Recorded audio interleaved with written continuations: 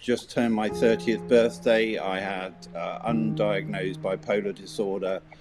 I was a street homeless alcoholic, and I ended up there in the space of just a few weeks. I'd lost a relationship, I'd lost housing, I'd lost a job.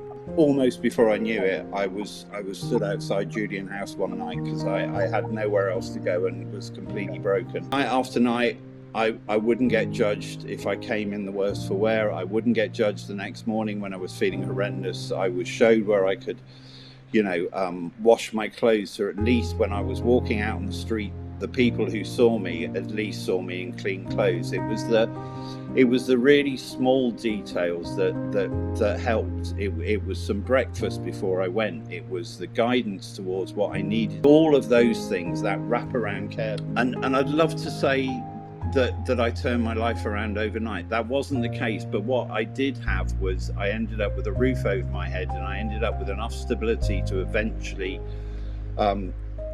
get sober myself. I then went on to work in substance misuse treatment. I was lucky enough to give back to those people who were still suffering. I ended up working in the Caribbean for 3 years, and I came back and I set Minding Minds up.